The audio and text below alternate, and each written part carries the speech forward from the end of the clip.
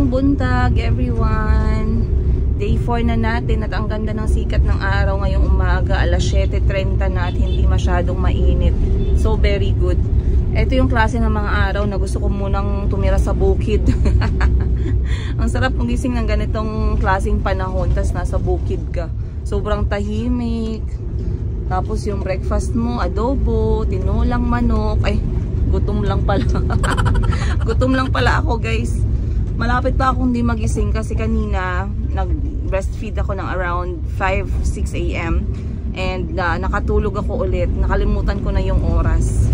Pero at least hindi naman tayo masyadong late. Another day na naman, another adventure, another baka-baka. Another kwento-kwento ng ating buhay, syempre. Sabayan nyo na naman ako, guys. Lagi kayong pinapasabay sa akin, no? Para naman wala kayong lakad na sarili. So, papunta na tayo sa Lying Inn. Nasabi ko na sa inyo na itong Lying Inn ay nasa Doña Soledad area ng General Santos City. At ako ay nakatira sa liblib na lugar ng Lagaw. Kaya medyo malayo yung travel namin. Every day, twice a day talaga for 7 days. At ngayon ay ika-4 pa lang na araw. So, may 3 araw pa. But of course, alhamdulillah, dahil nagagawa pa rin natin na lumabas. Oy, she gave birth! Yay! Yung aking kilala dito ng anak na I am so happy for her. Let's go. At andito kami ni Mayumi nag-aantay ng ating second dose. So nakakatuwa umupo dito sa Lying Inn kasi ang dami kong story na naririnig from different mothers, from different families. Nakaka-inspire. Nakaka-inspire na malaman yung mga kwento ng iba't ibang klaseng nanay. Merong first time mom, merong nanay na matagal bago nasundan. Ay, dami ng mga anak today, mga 6 siguro. Tapos habang nakaupo ako dito while waiting for 1 hour na next shot ni Mayumi, meron ding nanganak parang 2-3. So grabe, no? Nakita ko talaga, guys, yung makikita mo sa kanila na maiisip mo na just 2 days ago ikaw ang nasa posisyon nila. Ngayon sila naman ewan ko ba, pero I am very much more than amazed sa binigay ni Lord na kakayahan nating mga babae. Imagine, sobrang ang hirap imagine na tao ka at nagpapalaki ka ng another na tao sa loob ng katawan mo. How amazing is that? Para siyang, kung hindi yan tinatawag na superpower, hindi ko lang alam kung ano ang pwede nilang itawag dyan. Pero it's sobrang amazing. So dumating ako, merong iba na 2 araw na nag-aantay mag-fully dilate, merong iba na ang bilis mag-dilate, merong iba na talagang alam mo yung mukha na hindi na nag-drawing, pawis na, tapos talagang nagbibig na gusto na talaga nilang umakyat dun sa delivery bed para manganak na. So sobrang nakaka-inspire tingnan. And at the end of the day, minsan iniisip natin na we are in pain or we are suffering, but nobody suffers more than a mother who's about to give birth. The pain that she has to go through physically and mentally, by the way, kasi ang daming iniisip ng isang nanay na manganganak. Is the baby okay? Kompleto ba yung kamay? Okay ba yung mata? Makakayanan ko kaya to? Makakasurvive kaya ako? Makikita ko kaya yung mukha ng baby ko? A lot of million of questions na pwede nating itanong sa sarili natin as nanay na about to give birth. So, another day to appreciate God's goodness, another day to appreciate women, and I'm happy to be here at sobrang proud ako sa mga babae, sa mga nanay out there. First time mom ka man or ilan na yung anak mo, goods. Pero yung totoo, guys, gutom na rin ako talaga at talagang malapit ng sundan yung next shot. Actually, 5 minutes na lang inaantay ko. And then, uuwi na tayo para makaligo at makakain. Dahil today is another long day for us. But, kaya. Let's go. Hello, guys! Time check natin. Alas 10. Nandito kami sa labas ni Mayumi. Pumunta kami sa tindahan kasi Sabado naman ngayon. At dito sa tindahan ay wala masyadong tao. Wala masyadong tao, guys. So, okay lang. Kita nyo naman, bakante. Hindi naman kami public area. Wala naman tayo sa mall or sa palengke or mataong lugar. So, okay lang. And Mayumi has a heads up na din galing sa ating midwife na everything is okay. So, pumunta kami dito sa shop dahil alam nyo naman kami ay magkakaroon ng grand opening. Yahoo! Grabe kung makagrand. Akala mo naman yung handa namin ay talagang ano guys, luxurious at talagang buffet. Actually, yung handa namin guys, tuna na lumpia na prenito at chicharon. So please, bisitahin nyo naman ang aming tindahan dito sa Jensen. Ayan, nasa loob kami, oh. Si Auntie at saka si Joselle ay nagpre-prepare ng aming mga display sa boutique. Ayan. So tingnan natin anong itsura mamaya. Mag before and after tayo. A few moments. Ayan guys, start na tayo ng sabit. Isabit ang kailangang isabit para maibenta natin ng bonggang-bongga. Ayan, flex ko naman ang aking chandelier na pinaghirapan kong bayaran. Ayan, 6 months to pay. Pero sobrang ganda, 'di ba guys? Worth it naman. Ay, sorry, Mayumi.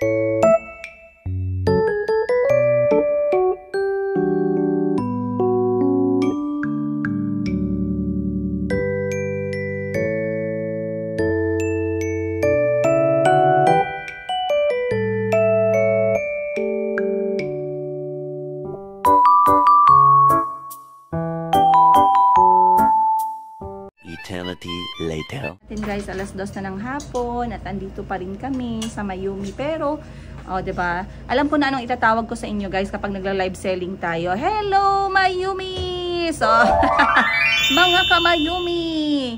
Ayun. So, Mayumi dahil yung ating mga style is talagang napaka-yumi-yumi at napaka-soft at napaka-fun. Kaya, sobrang nakaka-excite. In a course of, dumating kami dito ng 10:30, ngayon mag-alas 2 na. So that's around 4 hours. So far so good, nakapag-set up kami, naayos namin yung stocks, and merong mga last minute na mga changes. So far so good. Dito na rin ako nag-breastfeed kasi meron namang aircon at wala namang tao. So magaan lang yung araw namin ni Mayumi. Ayan. Tulog na tulog kakatapos niya lang mag-breastfeed at siguro na-satisfy siya kaya. Borlog ang lola nyo. Sana all. Yahoo! Bilisan mo matulog at magising ka na. Pag 5 years old ka, mag-live selling tayo. Pinilit ang bata maghanap buhay. Guys, tapos na rin ako sa wakas. Nagpabili lang si kulit-kulot ng kanyang margarine. Palaman sa kanyang tinapay. So, dumaan ako ng grocery. Iniwan ko na lang si Auntie sa sasakyan with Mayumi. Hindi kasi pwedeng iwan si Mayumi guys dahil alam nyo naman breastfeeding. So kukuha lang ako ng mga needs namin sa bahay. And then, margarine. Okay, ayun. Tinapay, ayun. So kailangan ko ng tinapay, 2. Aunt Ludi yung pinakamasarap for me. Dati gardenia pero nag-change ako kasi sobrang lambot ng Aunt Ludi. Margarine naman, walang kamatay-matay na Star Margarine. Kailangan ko din ng Milo para sa aking malunggay tea. And ang ating peanut butter. Mahilig si Chico sa peanut butter eh. So hindi natin pwedeng kalimutan yan.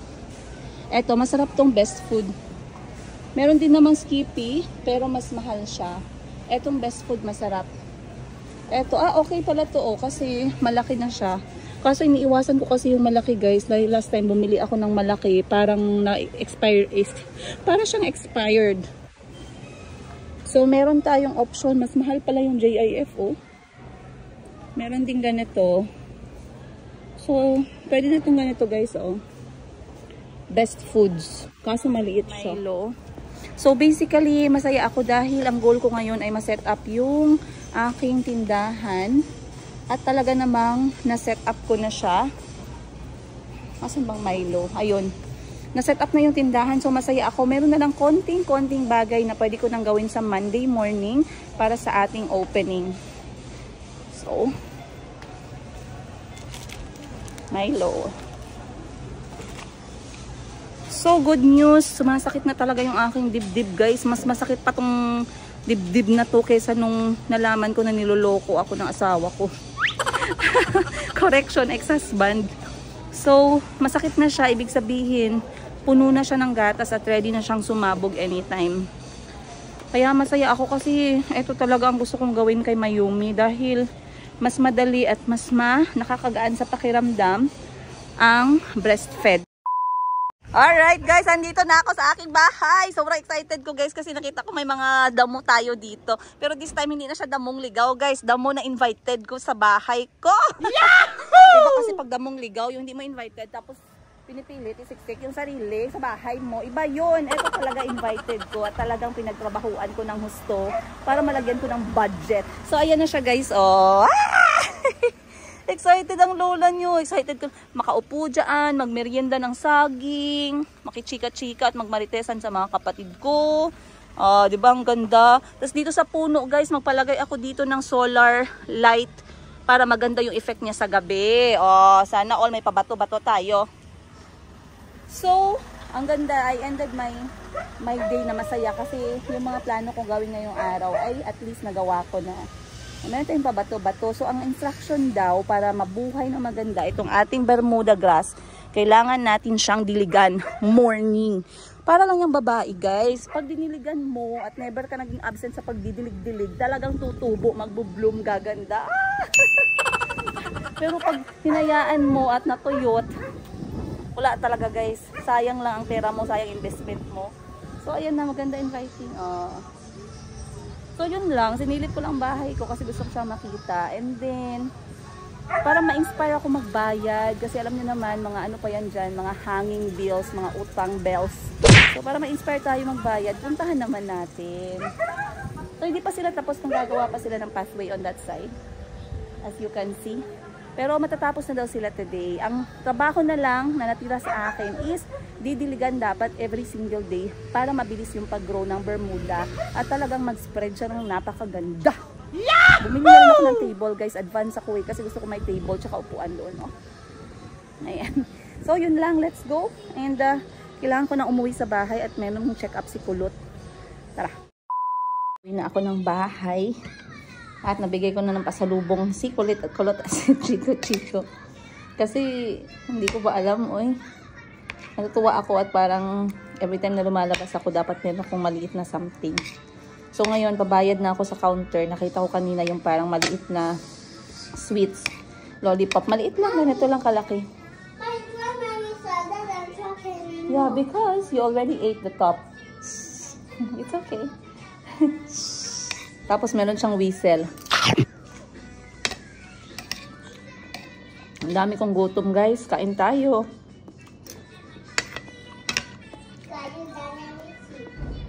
Hindi, pag nakita niyo yung plato ko parang hindi niyo maintindihan kasi halo-halo na siya. Pero okay lang kasi pagdating sa tiyan ko halo-halo din yan.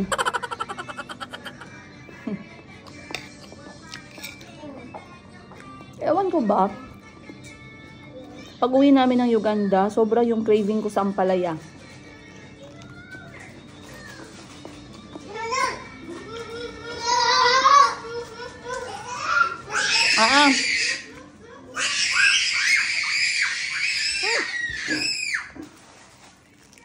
Go. Hey! Hello,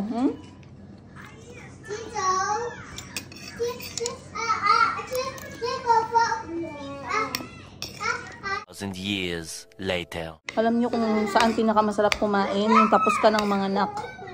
Hindi lang gutom ka dahil nag-try ka mag-breastfeed, pero talagang alam mo yung nag-diet ka ng bongga dahil ayaw mong lumaki yung baby, so malaki yung gigil mo sa pagkain.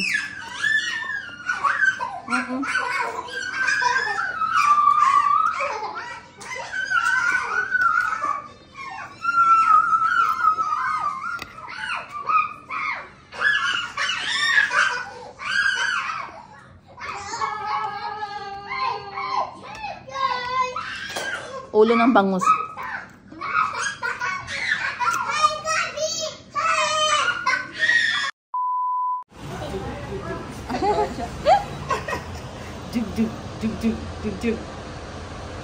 Did you hear it? Okay. So what did your heart say?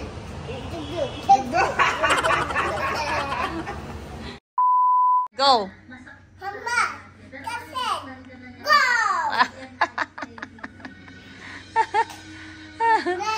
Go put on your shirt. Go. Alright guys, time check natin. Alas 9 na ng gabi. At ako'y nakauwi na sa bahay sa wakas. Nakita ninyo, pina-check up ko nga pala si Kulit-Kulot. Ewan ko ba, pero iba na talaga ang world ngayon guys, no? Ang dami-daming mga virus, ang dami-daming mga sakit, lumalaganap. Lumalaganap ba yung word? Kumakalat. Hindi naman siya seryoso, pero syempre, kailangan nating manigurado, no? Bago lumala yung lahat. Minsan kasi, kami magkakapatid, lumaki kami sa, kung hindi ka pa parang mamamatay na, hindi ka pa ipapa-check up. Eh, ngayon iba na yung mundo ngayon. Marami ng mga sakit, marami ng mga virus. Yung simptomas mo, nadadaya na. Minsan walang simptomas, minsan meron. So, napansin ko kay Kulot kasi meron siyang lagnat. Hindi naman mainit. Pero, pawala-wala. And then, yung kanyang mata is parang swollen. So, natatakot ako guys. Lalo na yung mga dengue, mga malaria, mga ganun. So, dinala ko talaga sa doktor. Ayan, shoutout nga pala kay Doc Lisa. Maraming salamat. Syempre kay Ma'am Donsol na din. Sinamahan kami guys. Mga nakakatuwa talaga yung mga nagche-check up sa mga bata. At sobrang nakakatuwang kasama. So ngayon, nag-enjoy si Calvi sa check-up niya. And good thing naman at wala siyang simptomas para sa dengue. Pero kailangang i-check ang kanyang ihi kasi baka yung ihi ang reason bakit namamaga ang kanyang mata. So, one thing na in-advise ni Doc Lisa ay talagang damihan yung tubig at damihan yung mapapaihi ng bata. At ngayon habang nagpapahinga sila, ayun sa taas kasi alas 9 na, nagwa-warm compress ako dahil sa sobrang pagpasok ng gatas on the 3rd day after giving birth. Day 3 na ngayon or day 4.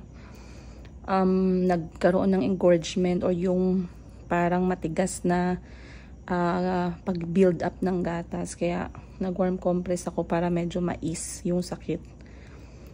Kaya sa pagbabasa ko, mag-adjust naman daw itong ganito at mawawala yung kanyang engorgement or pananakit. Depende sa pag natansyan na ng katawan yung supply at demand ni Mayumi. O, diba? Sana all. May statistics. Tulog na tulog si Mayumi guys. Busog na busog siya. Pero plano ko magpadede talaga every 2 to 3 hours. Tingnan natin mamaya. Kapag hindi siya nagising, gigisingin natin. So anyway, napaka productive ng araw ko ngayon. Ang daming nangyari. Ang dami kong nagawa na talagang naplano natin. At the same time, natuwa ako sa pagbabasa sa lahat ng comments ninyo. Sa last natin na episode, maraming salamat sa patuloy ninyong panonood. And ayun, sana bumili kayo sa paninda ko sa Mayumi Thailand Closet. Once again, ang laman po ng aking tindahang boutique ay galing sa Bangkok, Thailand. Alam ko marami yung nag-message nga pala sa akin guys. I-shoutout ko sa episode na to. Marami yung nag-message na gusto nila magsimula ng negosyo na katulad ng Mayumi Thailand Closet. Pwede po yun kasi meron po tayong magaganap na shopping for bulk buyers. Tama ba yung word? Shopping for bulk buyers ngayong month of February 2024. Bali, matatanggap nyo yung inyong boxes kung kasali kayo sa bulk buyer group na to, matatanggap nyo siya ng around March or early April. So, kung interesado kayo na sumali sa bulk buyers group at gusto nyong meron kayong kakayahang magsimula ng maliit na negosyo at interesado kayo, once again guys, lahat po ito ay cash to cash guys. Hindi po tayo nagpapautang dito dahil ang ating mga suppliers sa Bangkok, Thailand guys ay talagang cash to cash. So sa mga reading magnegosyo at reading magkapital, i-email nyo po ako. Ayan, tuturuan ko kayo kung paano at i-guide ko kayo kung ano yung ginagawa ko. So ito yung email ko sa baba. Nakikita nyo naman. Nakikita nyo na yan. Hindi ko na kailangan explain yan. Email nyo ako dyan if interested kayong maging isa sa mga bulk buyers. So when you say bulk buyer, maramihan. Isahang kapital. So katulad ng ginawa ko, yan po ang in-apply ko sa kauna-unahang negosyo ko na Mayumi Thailand Closet. Once again, if you want to start the same business at gusto nyo magkaroon ng idea or gusto nyo i-share ko sa inyo kung ano yung ginawa ko, just email me down below. Pwede nyo rin naman akong i-PM sa ating Facebook page na Mayumi Thailand Closet. Ayun. So, I think tama na yun guys ngayong araw. Time ko nang magpahinga dahil nagpapahinga na si Mayumi, so mahihiga na rin ako after kong mag-shower at magpalit ng pantulog kasi tomorrow is Sunday. Pero kahit na Sunday, kailangan kong gumising ng umaga dahil bukas ay day 5 ng gamutan ni Mayumi. Dapat alas 7, alas 8 matapos yung gamot niya dun sa lying in, and then balikan na naman namin ng gabi. Pero okay lang, okay lang kasi ayaw naman nating mag-escalate sa kung anong klaseng infection yung katawan ng bata. Dahil nga siya ay earlier at nagkaroon siya ng dry labor. Ibig sabihin, naunang pumutok yung tubig. At nagantay kami ng 12 hours bago parang 12 hours or bago siya lumabas. So para maiwasan yung infection, kailangan siya magkaroon ng gamutan for 1 week. A few moments later. Okay, so ayun lang guys. Sabi ko ayun lang. Kanina pa ako ayun lang 10 minutes ago. Pero hanggang ngayon, dadak pa din ako ng dadak. Tigil na natin guys. Once again, maraming salamat po. At sana ay makapagpahinga kayo ng maayos. At sana ay ma-enjoy ninyo ang oras ninyo with your family, friends, and loved ones tomorrow, Sunday. Sana all. Ayan. And of course, I'll see you guys on the next episode. Much love from the Igas.